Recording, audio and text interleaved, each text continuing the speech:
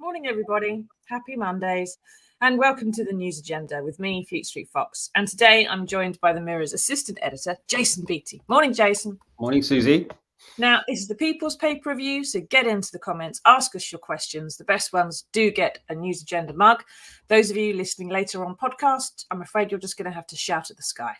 So what have we got today? Well, the Mirror has splashed on the evidence of genocide committed in the suburbs of Kyiv, with 300 bodies found in one town alone, more than 400 in total so far. The US satellite imagery has uncovered what looks like a mass grave in a churchyard, 45 foot long. And I'm sure journalists are heading there this morning to establish if it is. And war crimes investigations have already begun on the ground. Now, Human Rights Watch, which is an organisation that shuns funding from any government in order to maintain its impartiality, says this: Russian forces in the village of Stary Bikiv in the Cherniv region, so hope I've got that right, rounded up at least 6 men on February the 27th, later executed them, according to the mother of one of the men. Russian forces in Bucha, 30 kilometres northwest of Kyiv, rounded up 5 men and summarily executed one of them. A witness told Human Rights Watch that soldiers forced the 5 men to kneel on the side of the road, pulled the T-shirts over their heads and shot one of the men in the back of the head.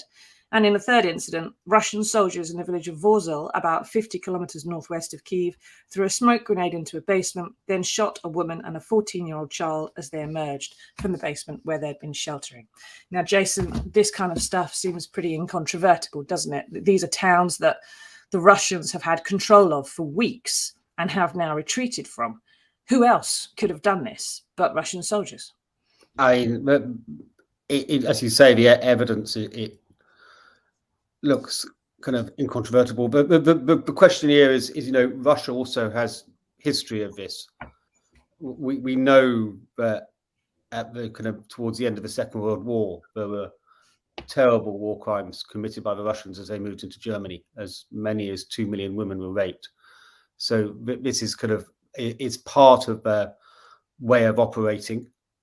I mean, it's absolutely horrific. I mean, some of the comments eyewitness reports you took from Human Rights Watch have been kind of corroborated in other areas by great reporting by the BBC's Jeremy Bowen, for instance. I mean, absolutely kind of shocking stories of kind of indiscriminate killing of civilians, often with their hands tied behind their backs. I mean, I don't see how you can kind of deny responsibility from that. I mean, obviously the Kremlin propaganda machine will try to, and if it won't try and deny responsibility, the other thing it would do is it will hide it from the Russian people. Well, exactly. That will be going on as well, won't it? Now, what do you think, everybody? There's evidence that's emerged over the weekend, the stuff in the Mirror today. What Do you think these are war crimes? What do you think about them? What do you want to have done about them? Most importantly, I suppose, is one of the questions we need to address next. But first off, there is some footage from Ukraine about some of these crimes. Now, there is some explicit content in here, but don't worry, it is safe to watch. But you might want to look away because some of it might be a bit icky. Here we go. Run VT.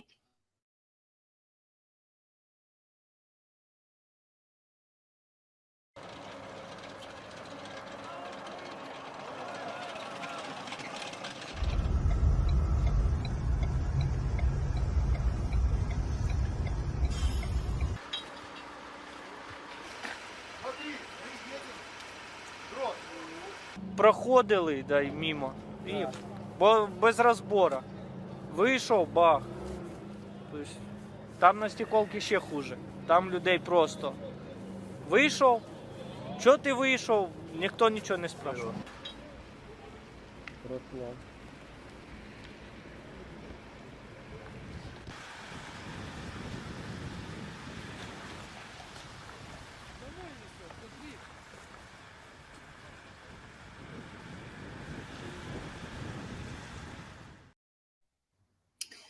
Now, inside on pages 4 and 5, there's detail from what seems to be a massacre at a town called Bucha.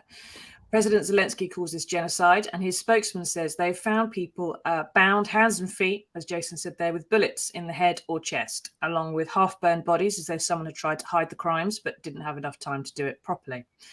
And as you were saying, Jason, the Russian people aren't going to know anything about any of this. They're never going to find out about it.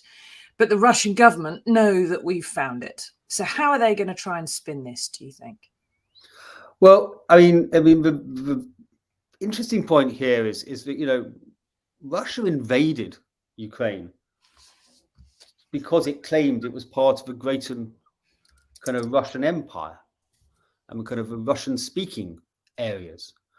And you wonder what sort of warped mentality says you are part of our greater family and then commits crimes of atrocity like this. It's extraordinary. And it shows the kind of, you know, the depravity of Putin. And I kind of find that incredibly disturbing. I mean, as I said earlier, I don't think the Russian people will get to know about this unless they are kind of able to access outside media. And, you know, the success, as we've seen with other kind of tyrannical regimes, is that, you know, the propaganda keeps being pumped out and people, a lot of people will believe it. And it will take some sort of, in years to come, some sort of kind of program similar to the denazification program in post-war Germany, I think, for Russian people to understand the horrors which have been committed by the Putin regime. Yeah, and remember, he's had 20 years to make them think this way and to make them think this is genuine. There's been some footage coming out from Russia of normal Russian citizens who do think that Ukraine, I think it's Kohols, which is a derogatory term for Ukrainians in Russian, that they say they should be just stopped. Michael, who possibly not his real name, I don't know, says this is Western criminal propaganda. It's not the West who've gone in there and done this. Olawanmi, good morning. Please share the evidence we just did. You saw it. I know that there are going to be people out there who are perfectly reasonable human beings, but have seen stuff online and I think questioning this, and I'm thinking, therefore, they need to question it too, and starting to see reasons there. You need to question yourself where you saw it online and who put that online, and if they themselves perhaps were influenced by something that's coming out of Russia. Cleric Acton says, proof or just sensationalized headlines to get views like you always do? I think that's a really interesting point. I mean, Cleric has raised there. I mean, this is a really difficult decision we have to make. We know the images are really difficult to watch and can be very disturbing. We kind of think deeply about what we should publish and shouldn't publish. It's not about chasing views, Cleric. It's about how far we can tell the truth without causing upset. And these are not decisions taken lightly at all. But if the truth is shocking, then surely people should know. And whether, you know, the numbers involved are always secondary to those decisions. But I'm glad you raised the point because it is an interesting one. Yes, and there'll be lots of people saying that these newspapers and media outlets are trying to put this stuff out in order to get clicks and so on. If we were trying to do that, then, and you wanted to, if we were trying to show you the evidence, for example, of someone with a bullet in the back of the head, then trust me, Cleric, you don't want to see it. I've seen it, and it's not very nice. And you don't want to see it over your cornflakes, and it wouldn't be fair or reasonable to put it in a newspaper or on a website or on Facebook. It's gruesome and unpleasant, and we don't need to be desensitized by that. You need to listen to groups like Human Rights Watch, which are not in any way affiliated to any government of any sort, and see them as the independent adjudicators that they are. Caroline says, it's more fake propaganda. They've been at war within themselves for 10 years now, hence the mass graves. Do your research. What about the atrocities committed by Germans to the Russians? Yes, Caroline, you're right, there were. In the Second World War, Germans and Russians committed atrocities against each other on the Eastern Front, and it was pretty horrific. But what we do know is that that mass grave has appeared in a churchyard recently. Satellite imagery has proved that.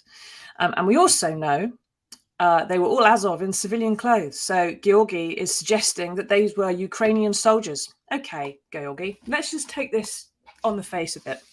If these people who have been shot in the back of the head, bound hand and foot, and that's all been seen and substantiated and proved, if they were Ukrainian soldiers, it's still a war crime to shoot them in the back of the head and summarily execute them.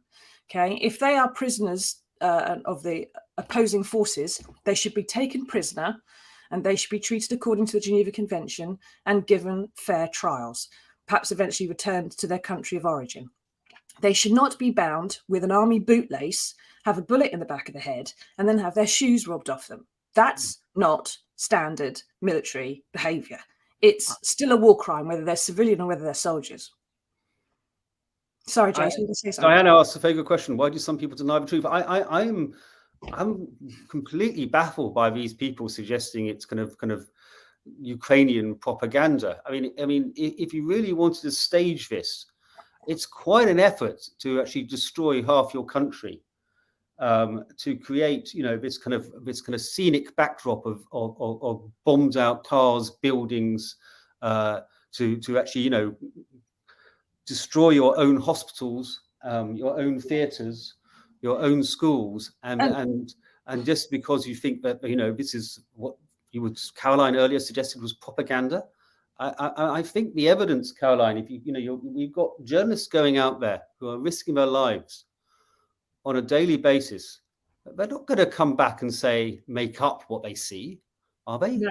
And these journalists are not in state-run organisations. And I would seriously question, who would you trust? An independent journalist, the Human Rights Watch, who's he cited earlier, or the Kremlin, which has a history of disinformation. But that's your choice. I mean, if you think it's the other one, there you go. The good thing is, of course, that in the United Kingdom, you're allowed to express those views that are opposing sort of the general accepted attitude towards things. You're not allowed to do that in Russia. And that's perhaps why you're in the United Kingdom and not living in Russia. Alina says the KGB, now FSB, it keeps its power only by propaganda. It's necessary to rule and control the masses. That's exactly what's happening in Russia, of course. Now, keep asking us your questions. Let us know what you think about these war crimes and the propaganda that seems to be pumping out, and certainly seems to have persuaded some people on Facebook that the Ukrainians have gone and obliterated their own cities with long-range artillery they don't possess. And somehow crept into a suburb occupied by Russian soldiers, killed a load of Ukrainians, and then left the bodies lying about, and the Russian soldiers didn't notice it before they left. Funny that. Now, there has been mass condemnation from European and US leaders, but we've yet to hear from quite a good chunk of the world, actually, which doesn't seem too concerned about this yet, because it's not a world war, is it?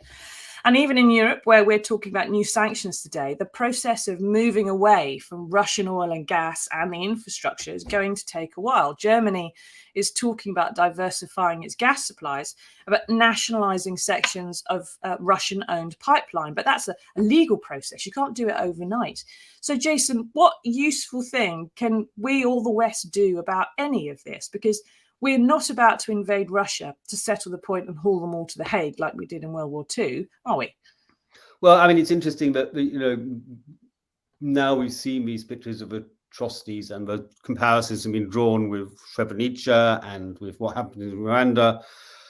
It is obviously going to kind of amplify calls for whether we should reconsider getting involved. I don't think it will happen. I think they're far too worried about escalating the war beyond the boundaries of Ukraine. But you can see why. There's a moral argument that if people are being killed by genocide in this way, then, you know, do stand on the sidelines and allow it to happen. And this is something people have wrestled with on many previous occasions throughout history. So, I mean, if you ask what we can do, the best thing we could have done is probably turn back the clock.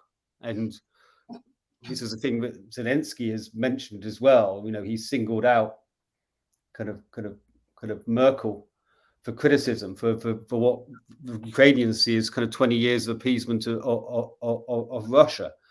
But, you know, but Germany allowed itself to be in a position where it can't just suddenly uncouple itself from Russian oil and gas supplies because it's so reliant on it. It's 40% of its power. Do you think that might sort of somehow be linked to sort of post-war guilt about the conflict on the Eastern Front in World War II? Post-war guilt and classic Merkel pragmatism. You know, what is the best way to do this with the least kind of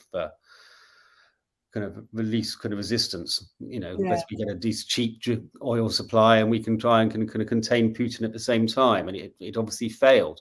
In terms of what we can do here and now, I mean, there's talk of actually trying to provide more armory for Ukraine's, actually finally get some tanks in, for instance. We could see that happening. There's a fresh round of EU and NATO meetings going on all this week, where they will announce kind of further sanctions. But I mean, you do the first question I ask is, why didn't they impose these tougher sanctions right at the beginning? Why we got to this ratcheting stage? We're only doing it now because of the horror we've seen, but this horror is probably inevitable anyway. So that could have been done right from the beginning. And the second question is, you know, will the sanctions make any difference? They don't seem to have done much so far in terms of persuading the Russians to behave any differently. No, and arguably maybe even made it worse. Who knows? Now, keep asking us your questions. What do you think, everybody? What can we do to stop this kind of thing, or to register our disapproval? We can't just sign a petition. This is something a bit more important. Perhaps, you know, there are some signs of something we can do now. So, as Jason's already mentioned, Jamie Bowen of the BBC has got a lot of investigations of some of the early raw footage of these crimes before those bodies are disposed of, buried, or put in cold storage. So he's got them sort of in situ, as it were. He's going to hand that over. And the Sunday Times reported yesterday that the bodies of men, women, and children have been found in a basement, mutilated, with their teeth ripped out and injuries to their bodies as well. Before or after death, we do not know at this stage. There are reports of widespread rape used as a weapon of war against women and children of all ages. And now Richard Moore, also known as C, head of MI6, has said that in advance, and we know this as well because I think the Ukrainian Secret Service said much the same, the West knew that Putin's invasion plans included summary executions. He actually planned for this. Now, Margaret says, people want to wake up and stop looking through rose-tinted glasses. This is real. People are dying. It's so wrong. It's brutal and barbaric. My heart goes out to all the Ukrainian people. But unless someone hands him over, Margaret, Mr. Putin, we've got no way of punishing him, do we, Jason? Now, but he fears that sort of Gaddafi-style ending at the hands of a mob. But when 80% of his nation, according to surveys, support him, that's not going to happen either, is it?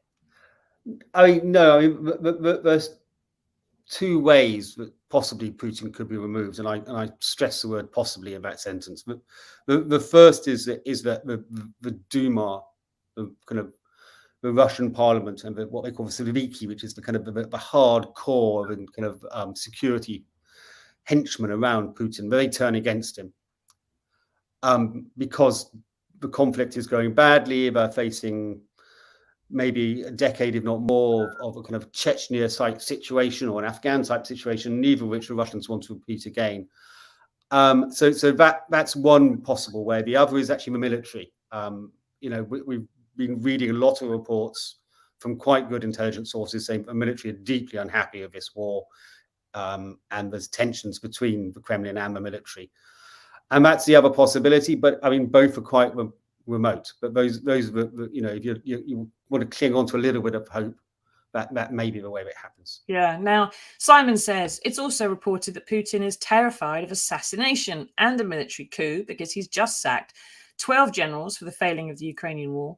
He's also employed a body double. His security are tasting his food. Does this all sound familiar? It's exactly what Hitler did when he knew he was losing. To be fair, Simon, Hitler had quite a few years in power before he got to that point. And quite a few years of war, 5 years of war before he got to that point. Putin seems to have managed it in about a month, which is perhaps a sign that it's all going to end, hopefully, a lot sooner than the Second World War did. But interestingly, Jason, one point that Simon makes there before we move on to the next story, I wanted to say, is at the start of the war, we had an awful lot of intelligence coming out to the US, which they were publishing, about exactly what the invasion plans were.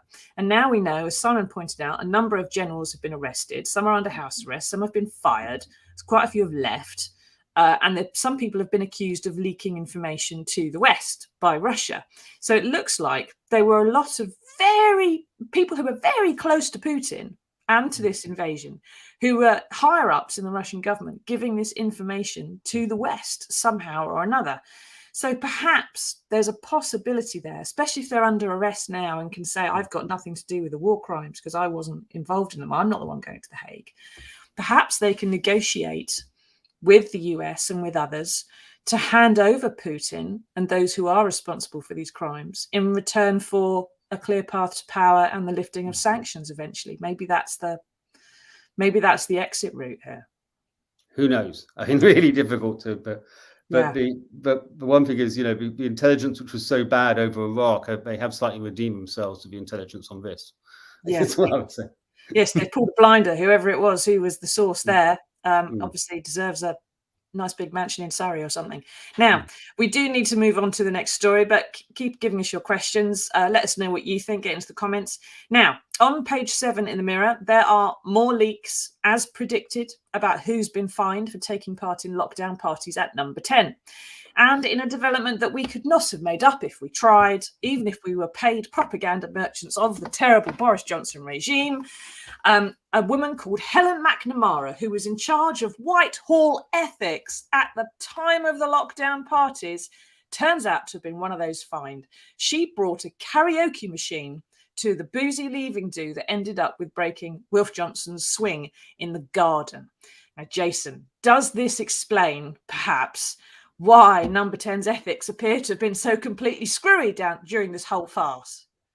I mean, it's really quite hard to imagine how the ethics chief gets fined herself. I mean, she has now left Number 10, but that's quite impressive. She's at the Premier League now, isn't she? Which, yes, of course, she is. She's gone on to an organisation to sort out all the dodgy money flooding into football.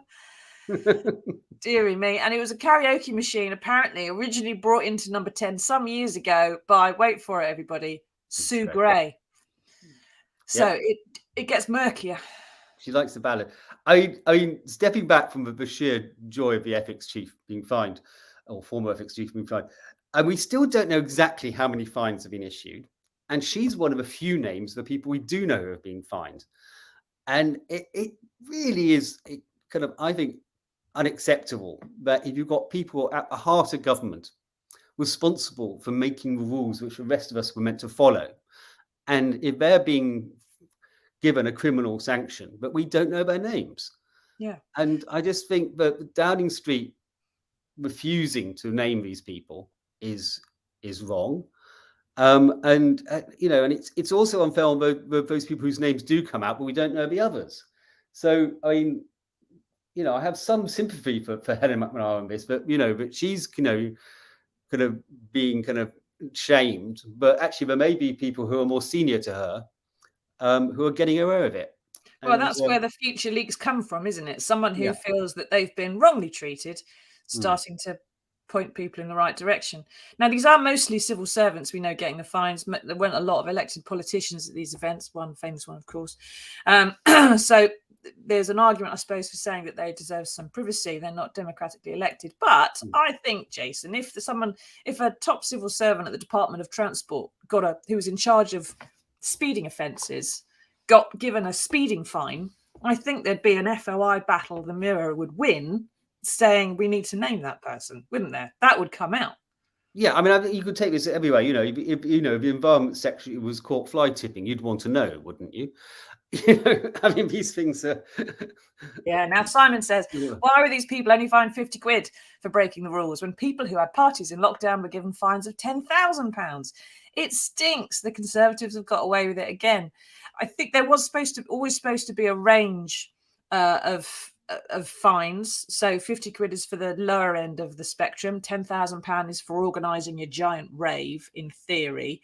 But of course, some people have got £10,000 fines for smaller parties, and I think also snowball fights as well. So there is some unfairness there, and that's a topic for judicial review, perhaps, if anybody can crowdfund one of those.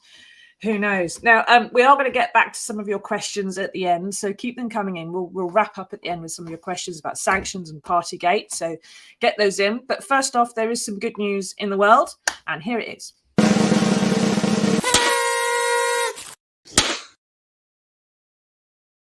Now, they say everybody's got a book in them. I've lost count of the ones I've started writing and without a deadline, never got further than the front page.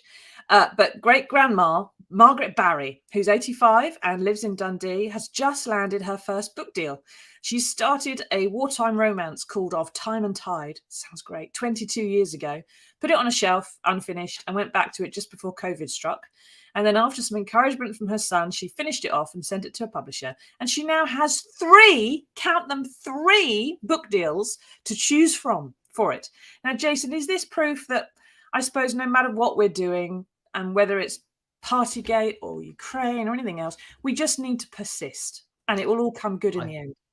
I think, one, we need to persist because, you've done lots of books, Susie. So, I've done 3, but and you're young. 5 somewhere in the... And you're young. Not as young as I was. Not as young as I started my first one. The other thing about this, I've always thought about this with writing. I mean, it doesn't really matter what age you are to be a good writer. I mean, you could be 20 or you could be 85. Yeah. And I just think age is kind of irrelevant, isn't it? Yeah, it should be. I think you're supposed to, I think when I started writing books, I didn't know anything. So I couldn't really ever finish anything because I didn't know what I was doing.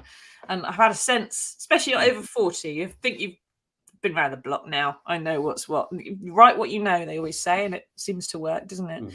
Now, Erica says, I'm talking to a traumatized woman and child in Odessa who I can provide accommodation for. Can the Mirror help me get them out and over to the UK?